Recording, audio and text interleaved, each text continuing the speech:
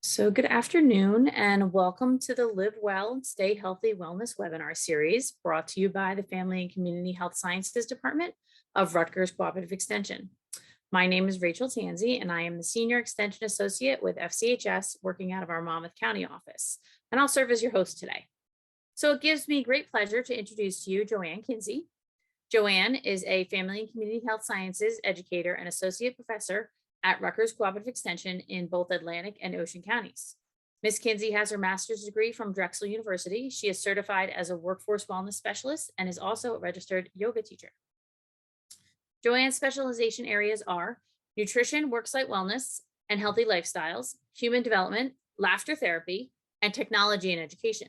She has also developed the Healthy on the Job Workforce Wellness Program, which provides evidence-based information to employers and their employees. Joanne also enjoys making simple online recipe videos for our consumers. So without further ado, I will hand things off to you, Joanne. Thank you, Rachel. It's great to be here today with you and talking about something that a lot of people tell us they love, and that is chocolate. So the chocolate program is part of the Functional Food Series. You may have seen some of those presentations before. They focus on whole foods or beverages that have been shown through recent research to provide possible health benefits. As you can see, cocoa, cacao, or dark chocolate that has qualities that allows it to be a functional food. So that's the good news. So we can celebrate that chocolate has some nutritional benefit, and we'll take a look at what they are. But don't get misled, not all chocolate is created equal. So we're going to kind of get to the fine details of that. In this program, we're going to talk about the plant, look at it, look at some nice pictures of it, look at some research about it, and see how it fits in to a healthful plant-based diet. As you know, according to USDA, most of our plate should include fruits and vegetables. Half of our plate should be fruits and vegetables at every meal. And that's pretty much what we're talking about in a plant-based diet, and possibly even more than 50% of your plate.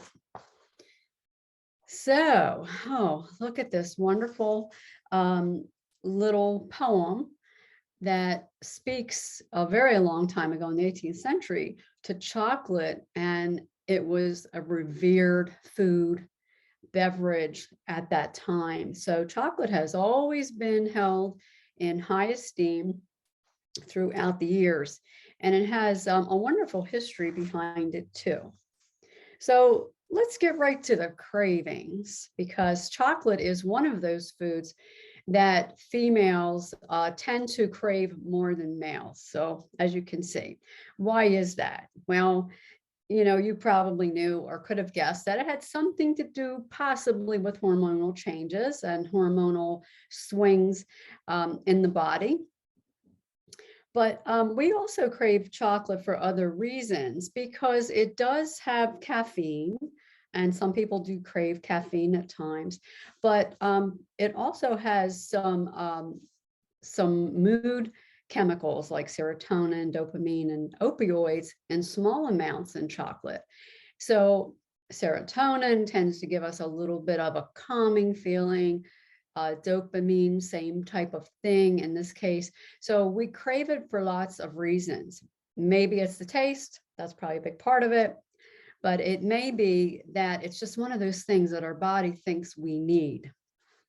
The key here is not to give in to your body's need or craving all the time, because that would not be a very good idea. So let's talk about cacao, which is the pronunciation of what becomes cocoa later on down the road. So it's been around for a very long time. And the word comes from the Mayans, that were the people that actually named the chocolate. So the tree needs to be 20 degrees north and 20 degrees south, or 20 degrees south of the equator. So it needs to grow in a very warm, temperate climate that's pretty consistent. And it has to always have a temperature higher than about 60 degrees Fahrenheit, and it needs moisture. So if you're thinking, you're going to grow some cacao in your backyard or on your deck, then you're not going to be able to do that. We don't live in a part of the country that we are able to do that. So let's look at the cacao flowers. I think this is one of the most beautiful pictures. Look at these gorgeous flowers that actually hang from the tree's trunk and will become the cacao pod later down the road. A pod grows from each of these flowers. So you can see in this one instance, how many pods are going to be able to grow on this tree. Pods are really interesting. They not only look good, they wouldn't taste good, by the way, but they're very interesting to look at and how they are kind of created. So here's a cacao pod. It grows directly from the trunk of the tree, and they can be up to 12 inches long. And each one of these cacao pods contains, look at that, these are the cacao beans that are inside the pod. And it takes about 400 of these beans to make 1 pound of chocolate. So that's approximately 40 pods, like this one that you see, that's about 12 inches long, to make a pound of chocolate. So if you wonder sometimes, why is chocolate so expensive, or why are chocolate products so pricey? This would be the reason why. And also, I want you to take a look at the construction of the pod. The pod is very well protecting the little beans on the inside, because the pod is quite sturdy and firm, and it's difficult to open. And that's also a reason why a long time ago, historically, the cacao was only available to the very, very wealthy, because someone had to break these pods open and then do some processing on them to get them to some type of edible state. So a little bit of the terminology, we talked about cacao, that's the plant and what it creates, the products of the plant before it's processed. The nib is the shelled cacao bean, and the cocoa liqueur is what is made from grinding those little nibs into cocoa and cocoa butter. And there is a difference between the two. So chocolate is the term we know more easily, and that's when we take the cocoa liqueur and the cocoa butter and sugar and create it into a solid food. So there's quite a bit of processing that has to be done to get this to an edible state. So what about making chocolate? How do we make the chocolate? The cacao beans are fermented for 5 to 6 days, and then they're dried on mats or trays in the sun for 1 to 2 weeks. Then they are roasted for 70 to 115 minutes at different temperatures, depending on if we're turning it into chocolate or we're making it into cocoa powder. Then it undergoes the winnowing, a process where the shell is peeled off, leaving the nib, and that is the very center part of the bean. We can call it a bean. It's a smooth liquid form of chocolate that is produced by grinding the cocoa bean center. The cocoa liqueur is then cooled and molded. By the way, there is no alcohol in cocoa liqueur. The liqueur is pressed from the extract of the cocoa butter, and what is left is called a cocoa press cake, which is pulverized to make a cocoa powder. So here, you get a little bit of an idea of what goes into processing this this wonderful bean that turns into some delicious foods. So let's take a quick look at the history of this. This goes back a very long time. It's really hard to know how cocoa or cacao was first really processed and who did it in the earliest of times, but it's able to be dated back to the Mexican Gulf Coast from around 1500 to 400 BC. So the Mayan were in that area, what is now considered the southeast coast of Mexico. And they were the ones that appeared to create the word of cacao and what that is and what it is. So way back when, think about into the Christopher Columbus times, that he never tasted cacao or cocoa, but he was to return to the old world with it. So that's one of the things he was looking for when he came on his adventures to North and South America. So it's also known that by the first half of the 17th century, the hot chocolate beverage was being consumed by the Spanish court. So what that means is that chocolate was difficult to harvest, to break down, to process, and only the very wealthy, I'm talking about kings and royalty, for the most part, were people that were able to even have cocoa or cacao, and they had it as a drink back in that time, sort of like our hot chocolate drink that we have today. So I'm probably not going to say this correctly, but molinillo is a tool that the Spanish colonists used to create this foamy drink. So it kind of looks like a mixer beater in a way. This is a handheld tool that would help to grind down that chocolate. And I'm sure as they did that, they were able to mix something into it. So wooden molinos, as seen in the photo, are still used and can be purchased in some rural Mexican markets today. So if you're thinking you're going to grow some cacao trees in your backyard and you're going to break it down yourself, good luck. It's probably not going to happen. It's a great dream. Wouldn't that be wonderful? We could actually process chocolate ourselves.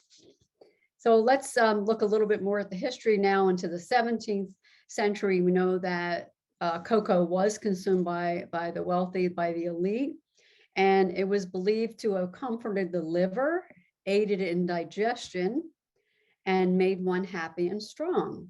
So when you're craving chocolate sometime, you may be thinking, maybe it's going to make me happy and strong thinking that makes me want to crave this particular food.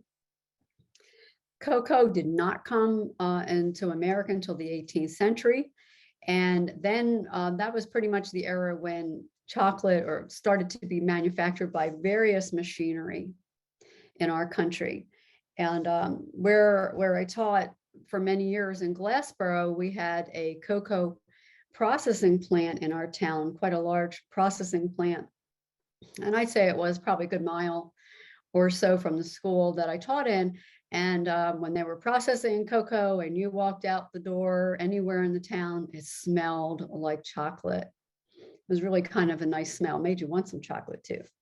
So what about Dutch processing? This is something that people often ask about. This came along in the 1800s as well. A Dutch chemist discovered a new way to manufacture what we know now as Dutch processed cocoa powder. This led to easier production of chocolate products, and it was mass produced. Chocolate slowly became affordable for the general population. So a couple interesting facts here. The first true solid chocolate bar was made in England in 1847. And the first milk chocolate was made in Switzerland in 1876. So what about chocolate today? What do we know about it? It's a global commodity, and most of the cocoa beans are harvested in West Africa, not in Mexico today, where they originally were cultivated. So we're not going to see it here in our country, but we certainly know what to do with it when we get a hold of it, right? So there's some, top companies that these names very well, some of them that are known for their chocolate products. The Ferrero Group owns Nutella, Butterfinger, and Baby Ruth. And Mondelez International is based in Chicago and includes subsidiaries such as Cadbury, Nabisco, Tate's Bake Shop, and many international craft companies. Some little bit of trivia there, right? So what about chocolate at home in your kitchen? If you have worked with chocolate, chocolate squares, unsweetened chocolate for baking or cooking, you'll know exactly what I'm talking about. It's pretty hearty, but if you need to use it, you need to melt it slowly over like hot boiling water. So you don't want to put it in a pan, put it on the burner and start cooking it, because it will definitely scorch and stick immediately to your pan and get very hard. So the best way to soften chocolate is to do it over boiling water, a double boiler. I don't think we see them too often anymore, but that's one of the things we would use a double boiler for. So we're heating the product slowly without direct heat. If you're storing your chocolate, you want to keep it in a cool, dark place for the most part. It does react to too much light and too much humidity and too much heat. And it does absorb some flavors and odors. So you want to keep it in a place where it's free from odors. So is this a sustainable product?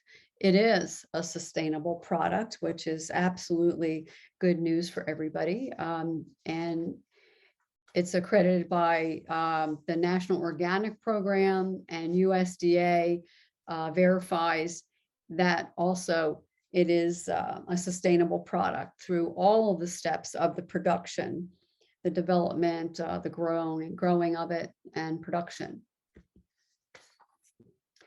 So it's fair trade certified, which is something that some people look for. It means that it's made according to very strict standards and working conditions in ways that are mindful of the environment and keeping our environment safe, and providing healthy environments for the communities where this food comes from.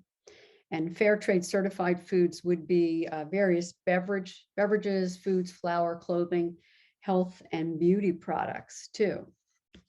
And that's the symbol you would look for.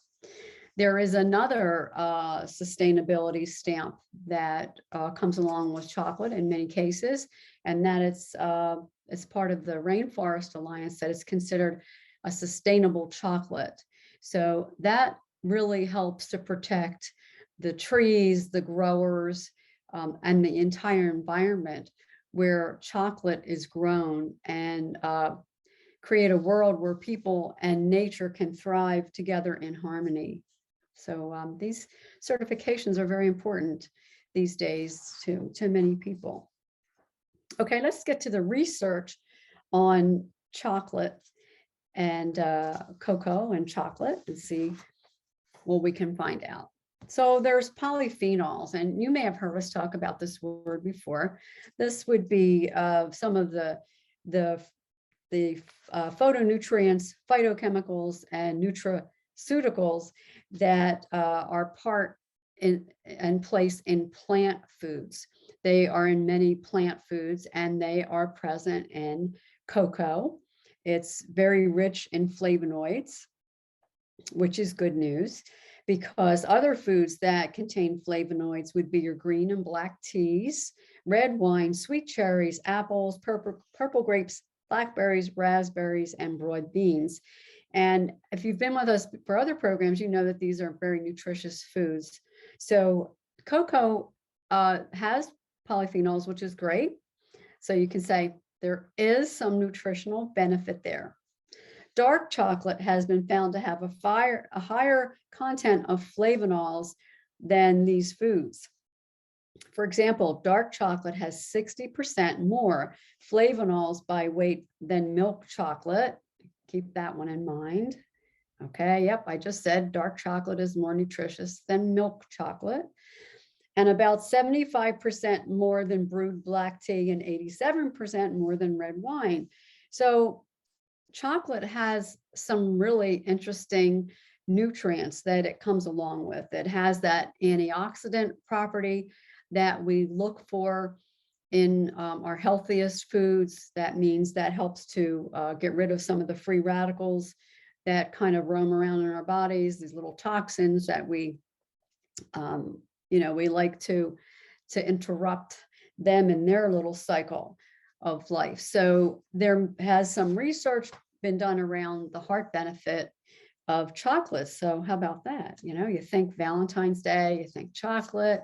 Hey, maybe there is some health benefit, right? We'll be careful about how we make that decision, but there is a health benefit. So the health benefit studies mostly center around dark chocolate, because dark chocolate is more nutritious and maintains that nutritional quality where milk chocolate does not. From what I understand, there's a chemical reaction that happens when milk is introduced with chocolate, whether it's a dried form of milk or a liquid milk, and it reduces the health benefits to the chocolate. So that's why we're talking about dark chocolate. And dark chocolate, when we say dark chocolate, we mean over 72% cacao concentration would be your dark chocolate. So if nothing else, this will make you become a label reader for your chocolate products. So you can say that it is nutritious or it is not nutritious. Some of the research is looking at the total cholesterol and the LDL cholesterol levels. So that's good news for some people, because we have so many problems with heart disease in our country. And the consumption that is suggested, all right, sad but true, is once per week. Sorry. There are some other studies that are saying that it indicates a reduce in insulin resistance, and it helps with insulin secretion, lower blood glucose levels, and to improve those glucose tolerance levels too. So this is something that's really important to people that have and the prevention of type 2 diabetes. So keep your eyes peeled in the future for research that is speaking to this, because about half of our adults in our country have diabetes. So something that can help with that in any way that it can, then that would be a great thing, right? There are some other possible health benefits that there may be some evidence of stroke reduction in men and women, and the immune function. And some of the research is looking at cancer prevention or cancer treatment. So it's the antioxidant part of the equation that's really important if we're looking at the immune function. There is some evidence that there is skin protection in foods that are high in flavonol, and that chocolate may be protective. I'm not talking about slathering it all over your body. We're just talking about, a moderate consumption of dark chocolate. And keep in mind, we are talking about dark chocolate. Chocolate can also, it has been shown to reduce appetite and weight gain. And mainly that's surrounding the smell and the taste of chocolate. I know that you can reduce your consumption of chocolate over time. If you really like dark chocolate, a small amount can really kind of hit the mark for you, can fill that craving that you have. And you don't need to have huge amounts of chocolate to make the craving go away and to sort of satisfy your chocolate. So there was some research on these, the Kuna Indians, and this is in the area, the islands off of Panama. And they were studied for their health profile and intake of cocoa. They have a very low rate of hypertension. So that would be high blood pressure. And they consume 3 10-ounce cups of a cocoa beverage per day in this particular study. So there's other benefits. They were looking at less heart situations, less stroke, and less cancer. So in terms of the consumption of chocolate that they have compared to mainlanders, they tend to have 10 times more cocoa than the mainlanders, and 4 times more fish, and 2 times more fruit. So it's looking like this entire picture, more fruit, more seafood, also plays an important role there as well. There's some other determinants that they've looked at, the incidence of acne. So that may be linked to chocolate. Some people have gastro issues and are usually recommended to avoid chocolate. Sometimes it does work. Sometimes chocolate can has mixed results on the onset of migraines. And there really isn't a whole lot of data that is specific to cocoa in terms of your health determinants. Some of the studies will continue and be looking for, probably more in the area of antioxidant and the flavonol protection and what that's doing to help our health. So bottom line, what is the research basically saying? What's the takeaway here? It may have an impact on heart health. It may help with disease prevention and stroke reduction. It may help with immune function and cancer prevention, and it may help with skin protection and weight management as well. But as usual with research, we always have to continue the research to prove or disprove what we've already found out. And we have to always figure out the how and the why of this research and how much of it is needed to answer the big question of how much cocoa is considered healthy. So the question, is chocolate the new health food?